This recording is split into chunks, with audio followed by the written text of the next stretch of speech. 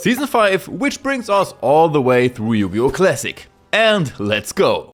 Yugi walks with Yami to the lake in the morning. Yugi wants to go back to Domino City to solve the mystery of Yami, but the others wants to stay, so they stay. They can't leave anyway, because they can't afford a flight. So it's a good thing that Mokuba flies in, who would even take our friends with him. At least if they participate in Kaiba's new tournament, in which Kaiba cannot participate because he has so much to do. But this time it goes against the best duelists of the whole world. Thus also Yugi, Joey and Rebecca. So, off to Kaiba land. Mokuba leads them around until they meet fans in a hall and sign autographs. They also meet Leon, who, judging by the design, will definitely not be an important character. A stranger cuts the power, takes control and blocks the way. If someone wins against the computer at the highest level, they get out. So, transformation, and with the third party deck, off you go. And after the second turn, it already looks more than bad for Yugi.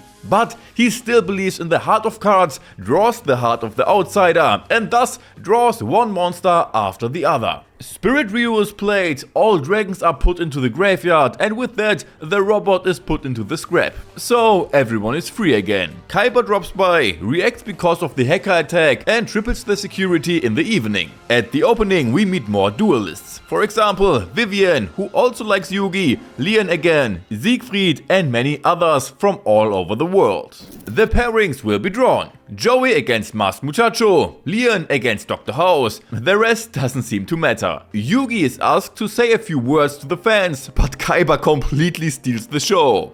Round 1 starts. Leon against the Doctor, who needs a sweat dab from deck shuffling, and Joey against Masked Man, where Yugi already knows who's behind it. Only that Joey's a little late and almost gets disqualified. He has 10 minutes left to arrive at the duel site, almost dying multiple times in the process. By holograms, and then finally makes it even 5 seconds before the timeout. Everyone now notices that Grandpa is under the mask, except Joey. He has to deal with Grandpa Muto's cards, and thanks to the golems, he is also pushed pretty hard into the corner. Then Joey tries it with the goblins. Didn't work. So scapegoats to keep him in the duel. In the meanwhile, Leon has won his duel. Rex and Weevil arrive in Kaiba land after 3 weeks and continue with the duel. Grandpa Muto now combines 4 cards to play the Ancient Dragon. This gets Joey into trouble again. But not too bad. Joey wins the dice, gets his Guilford on the field, and with the effect, the Ancient Dragon is destroyed and Grandpa Muto is attacked directly. Too bad the dragon comes back the next turn. Grandpa has them both destroyed, leaving Guilford gone and the Ancient Dragon coming back. Joey has to get rid of the temple somehow. To do this, he first gets his goblins back, then uses the giant grenade to clear it again, then uses a second premature burial and so summons Guilford, then attacks with both of them and wins the duel. Grandpa Muto reveals his identity and praises Joey. Rebecca against Vivien, but before that, Grandpa sprains his back. Rex and Weevil make the Golden and Trunks move and grab a dress up to be able to participate in the tournament as well. Then it's on. Vivien gets Kung Fu Nyan Nyan, while Rebecca prepares an obvious bait, which, of course, Vivien falls into immediately. Because of Gravity Bind, no monster with more than 3 stars can attack now. Then Rebecca pulls Vivien down bit by bit with the effect of a Fire Princess, until she then plays a strong monster and destroys Gravity Bond. This forces Rebecca to sacrifice both monsters, thus destroying Vivien's, giving herself its attack points as life points, and with the effect of the just recovered Fire Princess, Rebecca takes the win. A hug with Yugi, and the cover of Rex and Weevil is blown. They duel Siegfried, get the Insect Queen and the Black Tyranno in a double duel on the first turn, but immediately screw up because... I don't know. There are new pairings and Joey gets into a hurry with his next opponent, Siegfried. Also, it comes out that the hacker from episode 2 is probably a participant in this tournament. Yugi cries about that he just wants to duel a duel without anything big at stake. Then the next duel starts. Joey draws pretty shit at first. Card face down and Siggy May. He pushes his hand, lays only 1 card face down and Joey is allowed again. Joey laughs at him because he didn't play a monster, even though he didn't make it himself. Ziggy hacks into the net again and makes Kaiba land go crazy. Kaiba remembers his childhood and his first meeting with Ziggy, and now knows who the hacker is. Back to the duel. Joey falls into the trap, allowing Ziggy to lay the exact same trap card from the graveyard face down on his next turn. Joey loses his nerve, gets his Jinzo and destroys the trap. Direct attack and Ziggy gets serious. So he plays right off the Valkyries again. Now Ziggy gets 4 Valkyries at once, exactly the same as against Weevil and Rex, only Joey doesn't lose because he could double his life points before the attack. The Valkyries have to go back into the deck and Joey's turn. He fails to finish the duel, so Ziggy plays 3 goddesses, which summon Panther Warriors from the deck with their effect and then remove it directly from the game. His plan is to eliminate Joey's strongest monsters one by one. However, he manages to turn things around with 2 monsters. He also almost managed to defeat Ziggy, but because he plays 2 spell cards and Joey had bad luck, Ziggy could attack him and win the duel. Rebecca and Leon won, by the way. Kaiba wants to find out more about Ziggy. Rebecca is happy about Joey's defeat because Yugi can now cheer her on permanently, and Joey, he is still depressed about his defeat. Also, Grandpa Muto is disappeared from the hospital. While Rebecca duels Leon in the semifinals, our friends split up to find Grandpa Muto. The search then turns into a scavenger hunt. In the duel, Rebecca tries exactly the same tactics again, but Leon counters her with his fairy tale monsters. Rebecca is now getting more and more into trouble. After losing her Luster Dragon 2 to Mirror Force, there's hardly anything left to protect her. So she gets a slap on the wrist from Cinderella. While they continue the duel, Siegfried has emerged victorious from his semi-final duel. In the restaurant, our friends find Grandpa Muto again, who works there for Vivien, because she was able to relieve him of his back pain. Vivien now organizes her own tournament, in which there's only one duel. She against Yugi. First he doesn't want to, then she hits Grandpa Muto again, that he gets back pain again, and then Yugi duels against her after all. If he wins, she will heal Grandpa Muto. If she wins, she wants a date with Yugi. To duel, they go to the tables, but first back to Rebecca and Leon. Rebecca destroys Cinderella, but then gets taken apart by Hulk, so she only has 100 life points left. She does a combo and summons the Diamond Head Dragon with 3400 attack points. In the duel with Yugi, he almost went down, but could still protect himself with Kuribo. Next, he does a combo, fusing his Dark Magician with the Buster Blader to get the Dark Paladin, winning the duel. She heals Grandpa, so they can cheer on time for Rebecca, who loses on the very next turn. Leon sneaks the Diamond Head Dragon and with it wins the duel. Final Olay! Siegfried against Leon.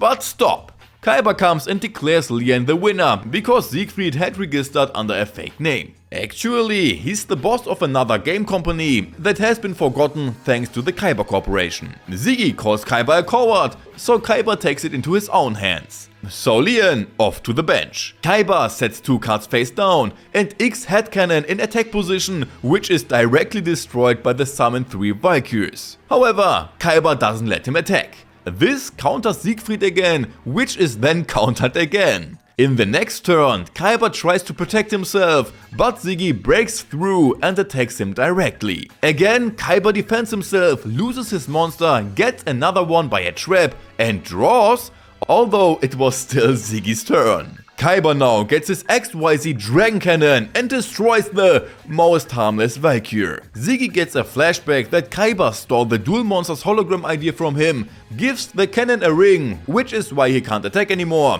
gets a chariot and can attack Kaiba directly with it. And it continues with another Mystic Space Typhoon. Siegfried summons the 3 goddesses and thereby sees the first 3 cards on Kaiba's deck, which are all 3 blue eyes, and destroys one of them immediately. But it's back thanks to Monster Reborn. Attack, and Ziggy gets to see the first 3 cards again and destroys one again. Then he destroys all of his spells and traps to get some life points. He summons another Valkyrie, which is attacked by the blue eyes, which is stopped by sacrificing 1000 defense points. Ziggy comes back with the sword, destroys the blue eyes, attacks Kaiba directly, and then there's a flashback again. Kaiba removes 3 dragons from the game, gets the Chaos Emperor Dragon, plays Emergency Reserve, sacrifices a spell card, uses the effect of the Chaos Dragon and destroys all cards on the field. Ziggy now plays 2 more cards until Kaiba comes up with a super sick move. He plays Card of Demise, giving him 5 cards again. Next comes Soul Release to remove the Chaos Dragon from the game. Now he activates Spell Retro, sacrifices 2 spell cards to get 1 from his graveyard, activates it, thereby summons 5 monsters that were removed from play, attacks with all of them and wins the duel.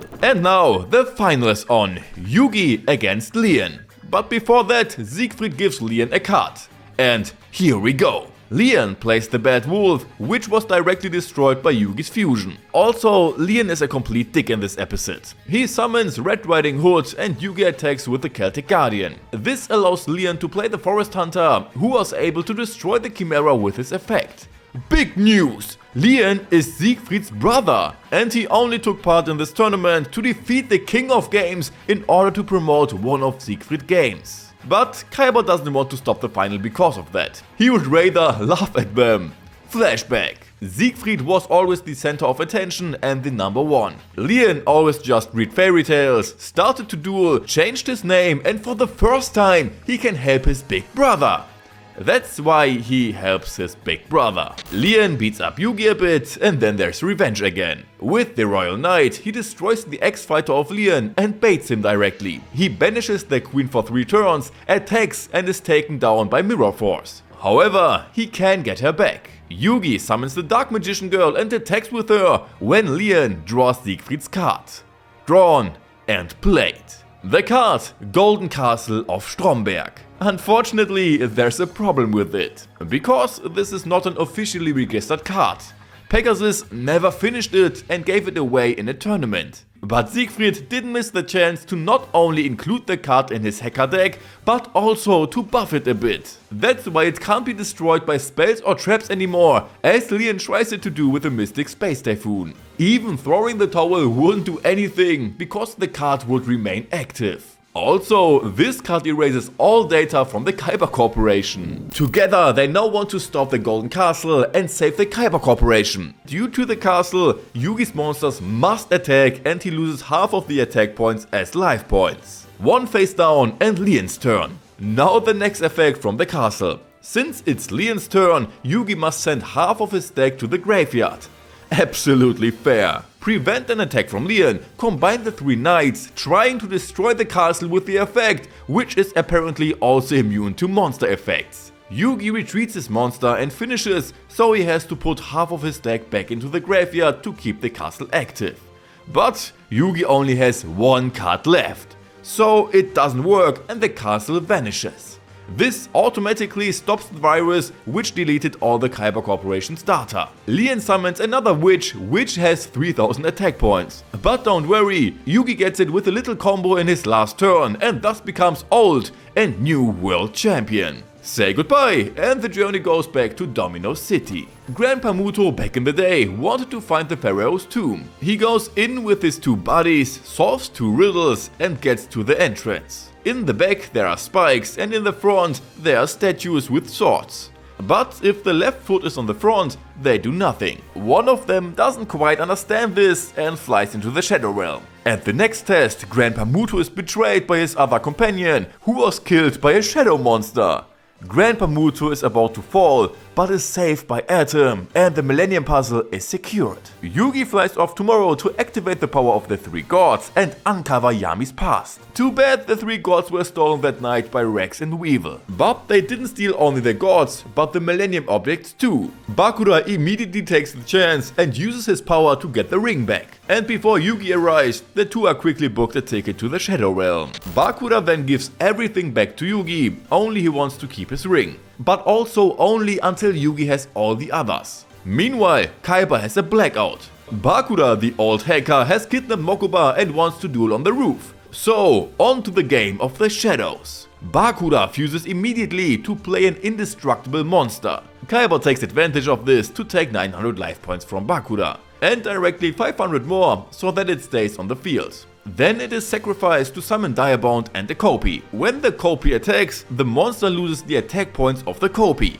Thus, Kaiba loses 1700 life points on the second attack. Cards face down and the Blue Eyes comes with the Lord of Dragon. Some Viet Cong flashbacks, then Kaiba's attack is nullified by the face down card. Bakura seals the Lord of Dragons and almost the Blue Eyes is gone too. But with the combo, he retrieves a re-energized Blue Eyes and destroys Bakura's monster, which is retrieved directly and re-energized. The Blue Eyes is destroyed again and reborn. Then the sun rises, ending the duel, and Bakura gives Kaiba the Millennium Eye. And all of this while Yugi flies with his crew to Egypt. At the airport, Tia buys Yugi an amulet so that Yami can engrave his name on it so that he won't forget it again. Marik and the other pick them up, take them to the old tomb to fulfill their mission, and Bakura secretly follows them. Down at the stone tablet, Tia gives Yami the amulet, a piece of Bakura is in the Millennium Puzzle, Yugi holds up the gold cards, and just like that, Yami and Bakura are sucked into the stone tablet. Right away, Shadi comes along to enlighten the friends. Yami lands in ancient Egypt and is the pharaoh with an amazing design.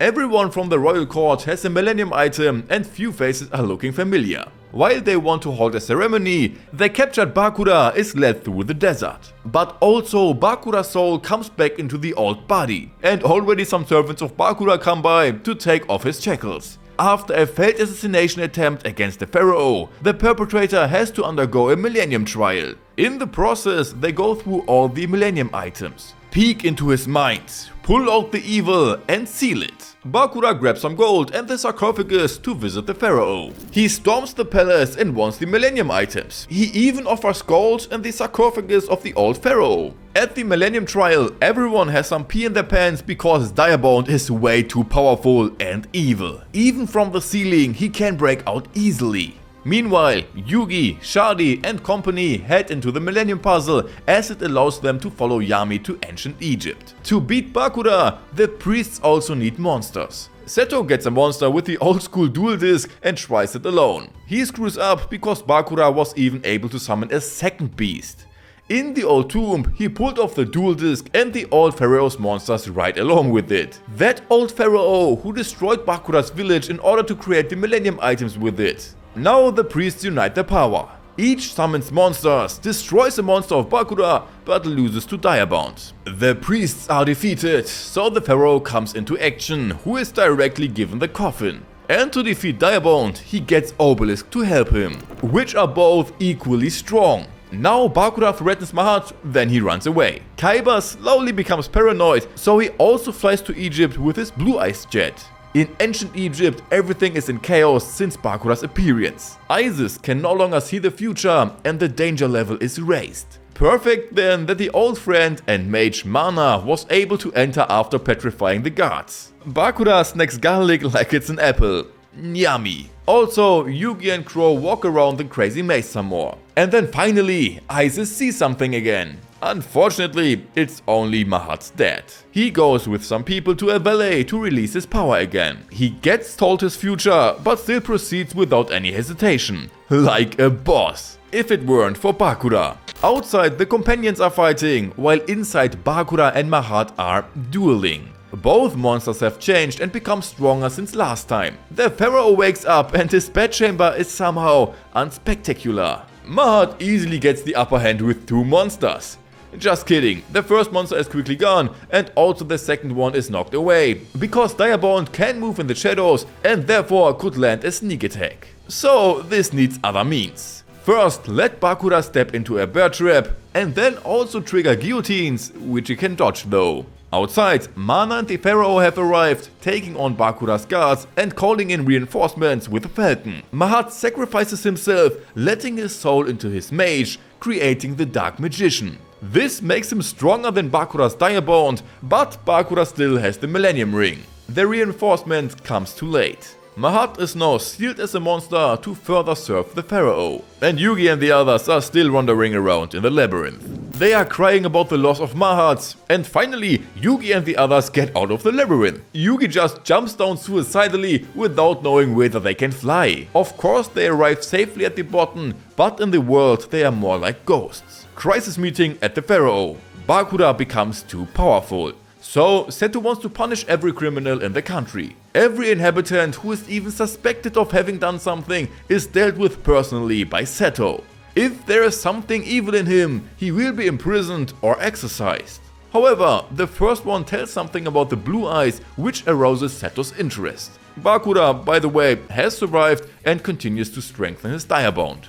In time, our friends meet Bobasa, and while hunting, a woman who is stoned to death, against they can't do anything. However, Seto comes to save her. Inside her sleeps a spirit stronger than any he had seen. Our friends can pass through everywhere, but they can't get through the gates to the palace. There, however, they meet Bobasa again. Unlike Bakura, who can make himself invisible thanks to the Millennium Ring to get into the palace unnoticed. Seto probably knew the girl from the past. Even back then, he saved her so that the Blue Eyes would save him. Bakura finishes off Agnedin, who is supposed to be Seto's father. He takes revenge on him because he is partly to blame for Bakura losing his village. As revenge, he gets Agnedin's evil side out of him. And already Bakura is fleeing again. But not so fast. Pharaoh takes up the pursuit with Slifer.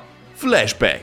Agnedin, brother of the old Pharaoh, has learned a spell that creates the 7 Millennium items in 7 days. For this, he severs his contact with wife and Seto, hypnotizes soldiers with whom he sacrifices Bakura's village, of which the Pharaoh should know nothing. They create thereby not only the 7 Millennium items, but comes also Zorc, which could be repelled by Agnedin with the strength of the Millennium Eye. Pull off the items and quickly get away from there. And with the new power of the Millennium items, they could put down an uprising. It's pretty easy with Exodia though. Next, Seto is promoted, who is Yami's cousin, but no one knows about it. Agnedin sees more Pharaoh in Seto than in the current heir of the throne. Well, anyway, the pursuit continues, in which Bakura destroys the city on the way. Slifer throws himself in between, then fights Direbound in a 1-on-1, and in the end they find themselves in a draw situation in which Pharaoh is saved by Seto. Bakura retreats, is chased and defends himself. Agnedin, however, distracts Slifer, causing him to take a direct hit and causing Yami to fall over. But the power of friendship is way too strong. After some nice words, Yami brings Ra into the game.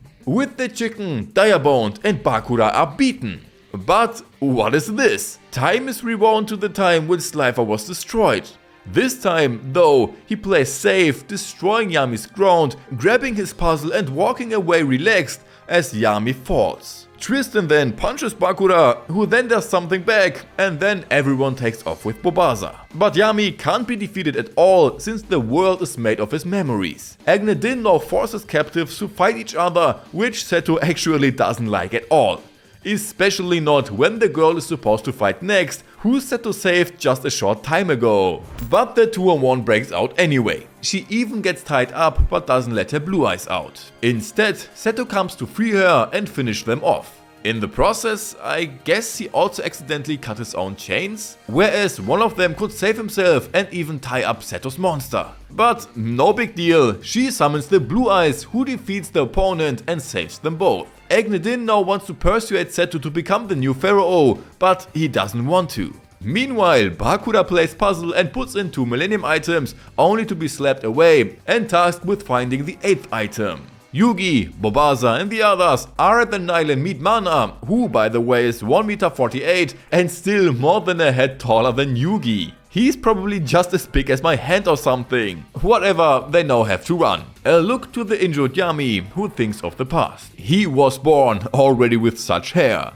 Besides, Yami hallucinates some more and goes his way again to meet his friends. Kaiba has arrived in Egypt and is welcomed directly by Marek and the others, who are now cooperating to stop Bakura. A bit of talking about Yami and the rest. Seto ponders a bit about Agnedin's change, the Pharaoh is discovered and everyone is there. Also, Bakura is located, so they part ways again. Arriving at the location, it's minimally haunted. Mana grabs a magical wand to knock away skeletons. She also gets help from the Dark Magician girl, while Yami goes to Bakura. He's directly attacked by his ghosts, but also directly protected by Mahat as a Dark Magician. Yami learns everything that happened in Bakura's village. But that's actually not so bad, since only a whole village was sacrificed because they all carried a lot of evil in them. And Bakura continues, summons his Direbound, which has become even stronger. Also he summons another in order to protect the stone tablet and first takes some punches. Then Bakura absorbs the evil spirits, making Direbound too strong again, and the Dark Magician had to be saved by the Dark Magician girl. So Yami gets some reinforcements, but the ghosts transform into more Direbounds. They are quickly wiped out, but the real one still slaps them all aside, so they have to be saved by Seto again.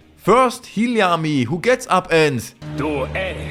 Just like that. Everyone attacks together now, which doesn't help though. Schroeder finds Direbound's stone tablet. If he destroys it, he will... Agnedin knocks him out and pulls off his Millennium item. Our friends now want to go to the palace and find out Yami's real name. Even fused, Direbound seems too strong. But perhaps if the Dark Magician had attacked too, everyone wouldn't be so screwed now. Bakura gets the Millennium Scale, fuses his monsters, and Yami wants to sacrifice himself for the others. The ghosts invade him, but his father protects him. He glitters away, the Dark Magician takes the chance, attacks Direbound, and even manages to destroy it for good. Our friends can now suddenly just walk into the palace. Thus, also the manipulated Tristan. Bakura, however, collapses. He crawls with his last strength to the stone tablet to insert the Millennium items, while the others do nothing to stop him.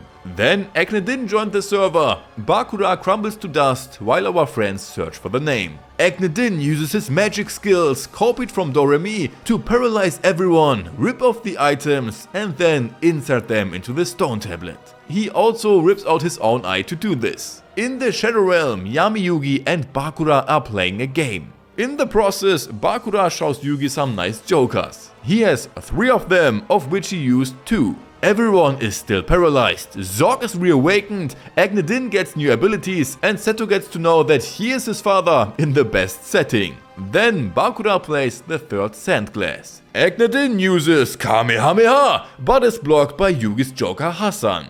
This destroys Bakura's Sand Glass, allowing everyone to move again. Agnedin tries to persuade Seto again, but doesn't succeed. Meanwhile, Kaiba discovers many fainting known in Egypt and gets everything projected with the eye.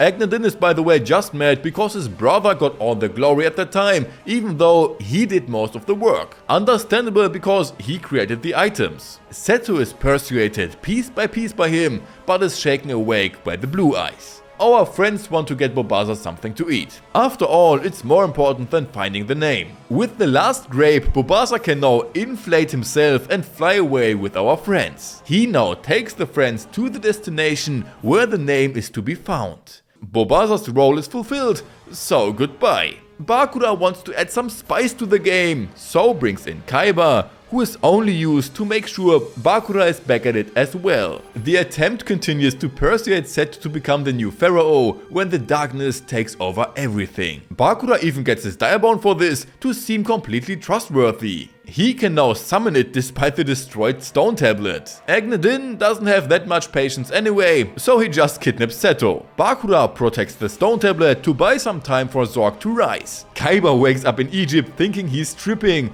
but then meets Kisara. By the way, Bakura separated all priests to finish them off one by one. Mana against Catapult Turtle on Coke, Shamon and Schroeder quickly defeat their opponent, Dark Magician against thousands of insects, and Isis against the zombie, where Schroeder comes to the rescue. Karim transfers his strength to Schroeder, who then also slaps the zombies away. Yami and the others join, Karim dies, and then he wants to end it all. So he goes off on his own. In the tomb, our friends have to do the same test that Grandpa Muto did back in the day. But since they had his tutorial, they go through it easily, and Joey discovers a secret door by accident, in which is absolutely nothing. There's only a hint on the floor. Seto wakes up again, who is supposed to take the power of Kisara, who's running through the desert and is being pursued by Kaiba to become the new Pharaoh. But still, Seto doesn't want to do that and tries to escape. His monster is destroyed, so Kisara summons the Blue Eyes. But that doesn't help much either.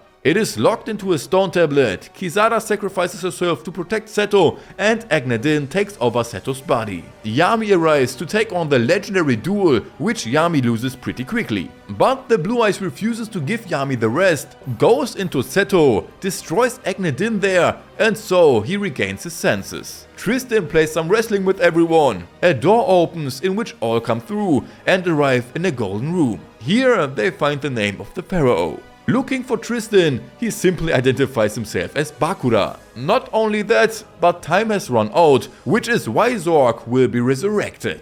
If Yugi wins a duel against Bakura, they are allowed out again and get Tristan back. If not, all is lost. Outside, Zorc is at it again and shrouds ancient Egypt in darkness. Hassan stops Zorc so that all the others can escape. In the city, they prepare everything against Zorc, who is on his way. Yami and Seto are also back to play along. Except that Zorc is way too powerful and causes disasters even in this day and age. Even with the monsters of the priest, they can do absolutely nothing. Yami is also struck by lightning, but is saved by Shada. Back to the duel, Yugi first plays defense and takes 1000 life points from Bakura with Marshmallow. One card face down, Silent Swordsman with Marshmallow goggles to keep him protected. Bakura changes the position of the Marshmallow to take at least some life points from Yugi. Yugi's turn, so he gets a stronger level 1 monster. With 2 trap cards, Yugi would be almost wiped out if it weren't for the spell card that skips a few turns. So his swordsman grows further, has 3000 attack points and hits Bakura a bit. Zorc uses Dig Attack. It's very effective. They now need the gods, which Yami can only call if he has his puzzle. So Isis and Mana go to search and find it in the desert. All the items go to the Pharaoh, while Isis tries to distract Zorc and dies. Now Shimon wants to buy time and gets Exodia. He's already a much bigger threat, fights on par with Zorc, but is defeated in the end as well. Exodia is cut in half, Shimon also dies. However, there was enough time for Yami to get his puzzle back. Back to the duel, Bakura locks the swordsman and his Marshmallow gets beaten again. Some tactics to get the swordsman out again and destroy Bakura's monster. So there's nothing left for him to do but defend himself. Bakura triples his monsters, whereas Yugi's swordsman gets stronger again and gets support. But because of a trap, only 2 can attack anyway. With the spell card, Yugi has to discard a good chunk of his deck while Bakura continues to defend. At the end of Yugi's turn, Bakura has just 17 cards left on the field. Bakura continues to defend while Yugi's monsters only get stronger again. Taking out one of his own card, Bakura sacrifices almost all of his life points to leave Yugi with only 1 card left in the deck. And the last card is Gandora. With that he can destroy all the cards from the field. Yami also gets fed up, takes out all 3 gods and wants to end it all. But it comes out that Bakura is Zorc. So the 2 players go into the world itself and become active. Yami has all 3 gods attack together. The darkness is going away, but not with Zorc. He brings a solar eclipse which allows him to use his full power and destroy the gods. He only had to touch Obelisk for that. So the Pharaoh and his followers have a tiny problem. After all, they no longer have monsters to protect them either. No one is left except Seto. He wants to punch Zorc personally. So he gets the blue eyes, which is very effective. The solar eclipse is dispelled, but only for a short time. The blue eyes is beaten and the solar eclipse is fetched again, so that he can rampage like Godzilla in the city. But Kaiba stands in between, summons a duel disc, with it the ultimate dragon, and takes up the fight. In the duel, the field is cleared, whereby the swordsman comes back into the duel. With him, Yugi can still attack, ending the duel. Tristan is back, so let's go to tell the Pharaoh his real name. But before that, Tristan shreds the guards of Bakura. They also get duel discs and thus monsters for support. But it doesn't matter anyway, because they fly away from there. The Pharaoh now takes it into his own hands. He becomes the Black Luster Soldier, merges with the Ultimate Dragon, and together, Zorc is still standing. Shadi also interferes a bit. He takes over Hassan's body to protect the Pharaoh and dies in the process. Zorc wants to finish off the Pharaoh again. But there comes his friends, who summon monsters with their duel discs to fend off the Perseus and distract Zorc. The problem, the Perseus keep coming back. The monsters distract everyone else and they give the Pharaoh his name. Unfortunately, they have no idea how the name is actually spelled, since they can't read hieroglyphs. The Dark Magician and Dark Magician Girl risk a last attack, which again is useless, and they go down. But then comes the power of friendship. They focus on the talisman to use it to make the hieroglyphs appear on it, so Yami can read the name himself. Kaiba saves them one last time and then it's done. Yami knows his real name, which is Atem. He brings the three gods back to life, unites them and destroys Zorc. Everyone is fine in the end. Even Kaiba now slowly realizes that it's not just nonsense. Atem wants to give the throne to Seto and move on. He gives him the puzzle and goes back to the future with our friends. Everyone is back, everyone is awake again. Atem is also back. Kaiba gives him the eye and just leaves again. Just kidding. Bakura is still there too, but he doesn't have any more evil in him. Again. Yugi now takes some more items and wants to rest. With that, they go to the stone tablet to put the items in there. Everyone still thinks of Yugi on his last way. But before the Pharaoh can go his last way, he has to lose a duel. Joey wants to try it, nobody believes in him. Kaiba challenges him, is rejected because Yugi wants to do it himself. Tia just has a pain in her heart. After all, she's in love with him and doesn't want him to leave at all. Anyway, Yugi has to put together his deck for the next duel. No, it's Atem's turn. The next day they arrive, he has finished his deck and nothing stands in the way. They stand in front of the shrine of the Millennium Stone. Yugi puts all the items into the stone. Then Atem's soul is separated from Yugi's body and the duel begins. Atem starts, sets a card face down and plays the tricky, which Yugi immediately locks up with the lightsabers. He also sets a card face down and plays the green gadget, thereby getting the red one in his hand. Atem uses Rebellion, allowing him to attack Yugi with his card, who minimizes the damage with the trap. With a spell card, Yugi gets the other gadgets, which fuse with the trap, so now that he has 3000 attack points and attacks. But Atem Uno reverses the lightsabers. He multiplies his monster and summons Obelisk. Attack, and the fortress has fallen. 3 cards face down plus swordsman, so Atem gets to go at it again. He refreshes the hand cards and wants to end the duel, which Yugi counters with a trap and a spell card, which causes Obelisk to lose attack points and the swordsman to go up a few levels. But Atem can also use traps. With that he can call 3 monsters without sacrifice, first 2 that get a third, and so he summons the second god, Slifer. And again a trap by Yugi to strengthen his swordsman. But that's nothing for the literal king, because now he sacrifices 3 other monsters to summon Ra, summoning formula, and the chicken is on the field.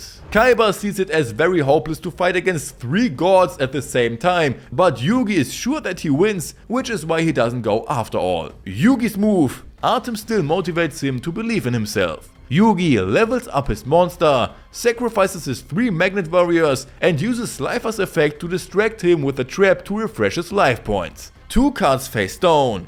Atem's turn, who attacks directly once and triggers a trap. Oops, doesn't go against Slifer. Also not against Ra. So Yugi is as good as down. Last attack, but Yugi resets everything for only 1000 life points. Yugi thinks his way into Atem, hopes for the heart of cards, levels up his swordsman, retrieves his magnet barriers, fires back with a trap and attacks the weakened gods. But Atem just plays Mirror Force, which Yugi had foreseen. Yugi plays Magnetic Reverie to get his Valkyrian back in defense. Again, Slifer's effect is shot back through the trap, putting Obelisk down. Valkyrian splits again, causing the effect to destroy the other 2 gods now as well, which even Kaiba respects. Atem summons the Chimera with the fusion, destroying a monster, but Yugi can do the same, so at least something similar. He sacrifices his monsters and gets Buster Blader to destroy the Chimera, though this puts Baphomet back to the field, which is instantly sacrificed to get Gilfer Beast with the card face down. It's destroyed, which weakens the Buster Blader. Then Atem gets a card from the graveyard into his hand and can play it directly. He put it straight to the graveyard at the beginning, because he had foreseen all of this. Yugi loses his monster, plays a trap, sacrifices 1000 life points to call Witch of the Forest. She gets sacrificed as well for the summoned skull, and also he gets Marshmallow in the hand. Attack! Atem's turn, plays Big Shield in defense, and we learn that he can influence fate. Yugi summons Vadaborn to play Curse of Dragon with him. Sacrifice 100 life points, putting the shield in attack mode and destroying it. Tia is crying while watching. Anyway, Atem uses the cloak to play the Dark Magician, activates a spell card so he's the strongest monster and can destroy the summoned skull. A little defense and Atem may. With 1000 knives he destroys the card face down, so the marshmallow, and with an attack he destroys the Curse of Dragon. Yugi defends again, while Atem equips his magician and attacks. What Yugi can fend off, however. Gold Sarcophagus, Dismember Blockman and Sacrifice for Gandora. This destroys every monster, which Atem fends off though. Cards face down and on for Atem. Magician Direct Attack, which is repelled again. Both get one monster on the field, which Yugi fends off. With Spellbook he can draw a card, uses it, thereby strengthening his magician, who also activates a spell card to unite both magicians to not lose the duel. Both have only 200 life points left when Atem's Slifer is back. But Yugi was prepared. He put Monster Reborn away, countering the effect, leaving Atem defenseless. Yugi now ends the duel with a heavy heart. And with that, Atem can go back. The friends are saying goodbye when he returns to his world. The gates are closed, the stone falls down, the room collapses. So it's good that everyone can walk. And this is the end of Yu-Gi-Oh! Classic. Let's quickly get to a conclusion. This time there are 34 good, 6 average and no really bad episodes. And with that we have the whole Yu-Gi-Oh! Classic through. Don't worry, I will cover GX and 5Ds as well. But for now you can see Season 0 when you click here, and down there you can subscribe to never miss a video again. But that's it again from me. I hope you enjoyed this video. We'll see us next time, so take care my friends.